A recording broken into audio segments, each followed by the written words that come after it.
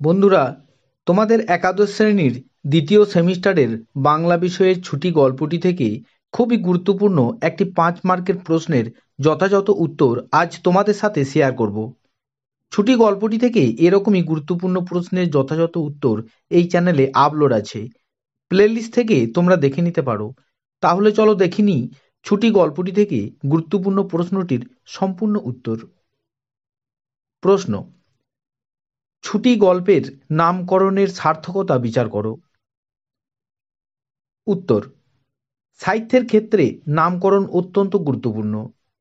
সাহিত্যের মূল ভাব প্রকাশ পায় নামকরণের মধ্য দিয়ে। নামকরণ সাধারণত চরিত্র, কাহিনী, ব্যঞ্জনা প্রধান হয়ে থাকে। আলোচ্য গল্পটির নামকরণ ব্যঞ্জনা প্রধান।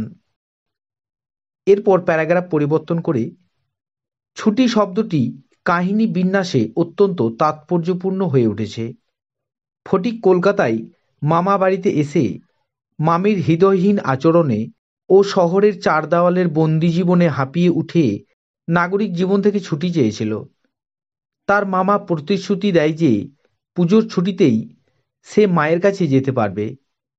স্কুলে মাস্টারমশাইদের লাঞ্ছনা, মামির অবহেলা থেকে মুক্তির জন্য ফটিক অসুস্থ শরীরে বাড়ি থেকে পালিয়ে যায়। কিন্তু পুলিশের গাড়ি তাকে ফিরিয়ে আনলে জ্বরের ঘোরে নৌকার খালাসিদের মতো জল মাপতে মাপতে ফটিক যেন তার ছুটির গন্তব্যের দূরত্বকে বুঝে নিতে চেয়েছিল। ফটিকের মা মুমূর্ষু ফটিকের কাছে এসে উপস্থিত হলে সে বলে ওঠে, মা, এখন আমার ছুটি হয়েছে মা, এখন আমি বাড়ি যাচ্ছি।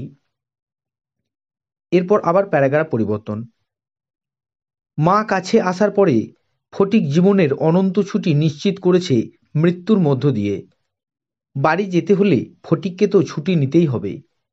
মৃত্যু পথযাত্রী ফটিকের অনন্ত ছুটির দেশে যাত্রার মধ্য দিয়ে গল্পটির সমাপ্তি ঘটেছে। তাই ছুটি গল্পটির এই ব্যঞ্জনাধর্মী নামকরণটি যথাযথ ও সার্থক।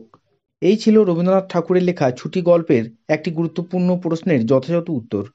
এই ধরনের ভিডিও পেতে চ্যানেলটিকে অবশ্যই সাবস্ক্রাইব করবে। তাহলে দেখা হচ্ছে নেক্সট ভিডিওতে। Thanks for watching.